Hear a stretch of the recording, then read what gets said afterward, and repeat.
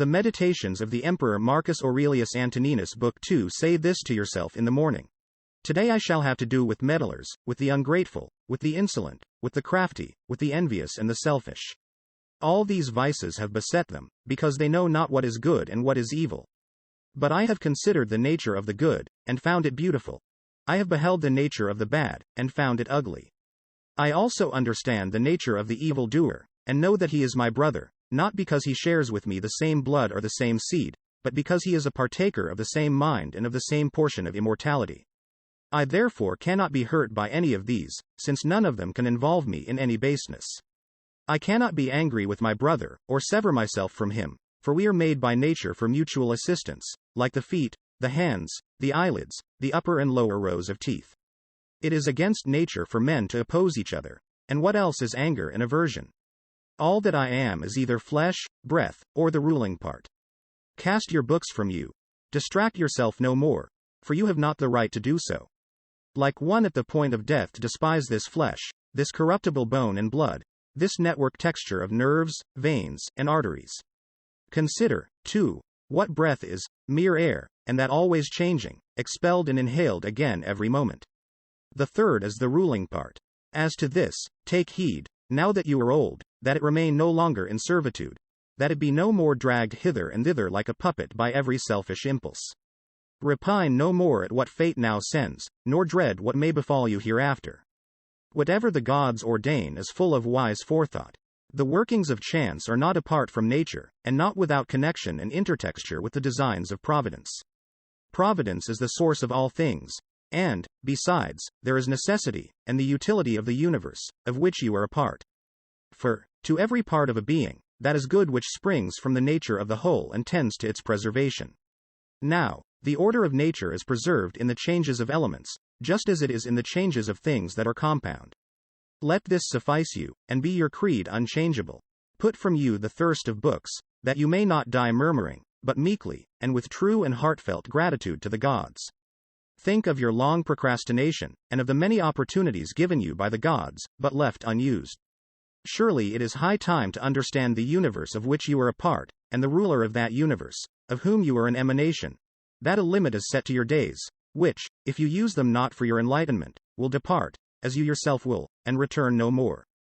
Hourly and earnestly strive, as a Roman and a man, to do what falls to your hand with perfect unaffected dignity, with kindliness, freedom and justice, and free your soul from every other imagination. This you will accomplish if you perform each action as if it were your last, without willfulness, or any passionate aversion to what reason approves, without hypocrisy or selfishness, or discontent with the decrees of providence. You see how few things it is necessary to master in order that a man may live a smooth-flowing, God-fearing life. For of him that holds to these principles the gods require no more. Go on, O my soul, to affront and dishonor thyself. The time that remains to honor thyself will not be long. Short is the life of every man, and thine is almost spent, not honoring thyself, but seeking thy happiness in the souls of other men. Cares from without distract you. Take leisure, then, to add some good thing to your knowledge. Have done with vacillation, and avoid the other error. For triflers, too, are they who, by their activities, weary themselves in life, and have no settled aim to which they may direct, once and for all, their every desire and project. Seldom are any found unhappy from not observing what is in the minds of others. But such as observe not well the stirrings of their own souls must of necessity be unhappy. Remember always what the nature of the universe is, what your own nature is, and how these are related, the one to the other. Remember what part your qualities are of the qualities of the whole, and that no man can prevent you from speaking and acting always in accordance with that nature of which you are a part. In comparing crimes together, as, according to the common idea, they may be compared, Theophrastus makes the true philosophical distinction, that those committed from motives of pleasure are more heinous than those which are due to passion. For he who is a prey to passion is clearly turned away from reason by some spasm and convulsion that takes him unawares. But he who sins from desire is conquered by pleasure, and so seems more incontinent and more effeminate in his vice. Justly then, and in a truly philosophical spirit, he says that sin, for pleasure's sake, is more wicked than sin which is due to pain. For the latter sinner was sinned against, and so driven to passion by his wrongs, while the former set out to sin of his own motion, and was led into ill doing by his own lust. Do every deed, speak every word, think every thought in the knowledge that you may end your days any moment. To depart from men, if there be really gods, is nothing terrible. The gods could bring no evil thing upon you. And if there be no gods, or if they have no regard to human affairs, why should I desire to live in a world void of gods and without providence? But gods there are, and assuredly they regard human affairs, and they have put it wholly in man's power that he should not fall into what is truly evil. And of other things, had any been bad, they would have made provision also that man should have the power to avoid them altogether. For how can that make a man's life worse which does not corrupt the man himself? Presiding nature could not in ignorance, or in knowledge impotent, have omitted to prevent or rectify these things. She could not fail us so completely that, either from want of power or want of skill, good and evil should happen promiscuously to good men and to bad alike. Now death and life, glory and reproach, pain and pleasure, riches and poverty, all these happen equally to the good and to the bad. But, as they are neither honorable nor shameful, they are therefore neither good nor evil. It is the office of our rational power to apprehend how swiftly all things vanish, how the corporeal forms are swallowed up in the material world, and the memory of them in the tide of ages. Such are all the things of sense, especially those which ensnare us with pleasure or terrify us with pain, or those things which vanity trumpets in our ears. How mean, how despicable, how sordid, how perishable, how dead are they! What are they whose opinions and whose voices bestow renown? What is it to die? Your mind can tell you that. Did a man think of it alone, and, by close consideration, strip it of its ghastly trappings, he would no longer deem it anything but a work of nature. To dread a work of nature is a childish thing, and this is, indeed, not only nature's work, but beneficial to her. Your reason tells you how man reaches God, and through what part, and what is the state of that part, when he has attained unto him. Nothing, says the poet, is more miserable than to range over all things, to spy into the depths of the earth, and search, by conjecture, into the souls of those around us, yet not to perceive that it is enough for a man to devote himself to that divinity which is within him, and to pay it genuine worship. And this worship consists in keeping it pure from every passion and folly, and from repining at anything done by gods or men. The work of the gods is to be reverenced for its excellence. The works of men should be dear for the sake of the bond of kinship, or pitied, as we must pity them sometimes, for their lack of the knowledge of good and evil. And men are not less maimed by this defect than by their want of power to know white from black.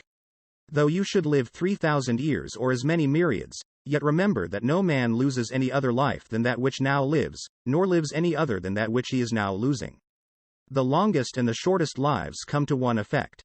The present moment is the same for all men, and their loss, therefore, is equal, for it is clear that what they lose in death is but a fleeting instant of time. No man can lose either the past or the future, for how can a man be deprived of what he has not? These two things then are to be remembered. First, that all things recur in cycles, and are the same from everlasting, and that, therefore, it matters nothing whether a man shall contemplate these same things for 100 years, or for 200, or for an infinite stretch of time. And, secondly, that he who lives longest and he who dies soonest have an equal loss in death.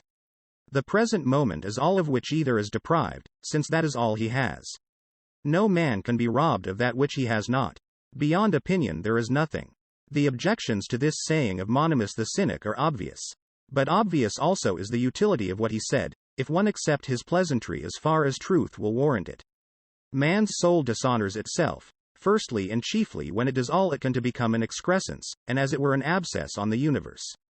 To fret against any particular event is to revolt against the general law of nature, which comprehends the order of all events whatsoever.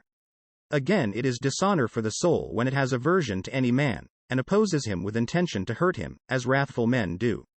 Thirdly, it affronts itself when conquered by pleasure or pain.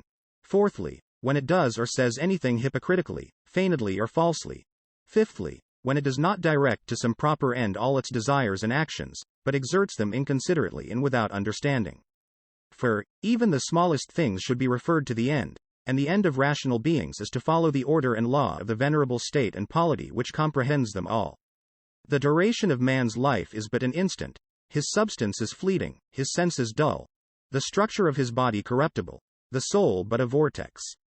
We cannot reckon with fortune, or lay our account with fame. In fine, The life of the body is but a river, and the life of the soul a misty dream.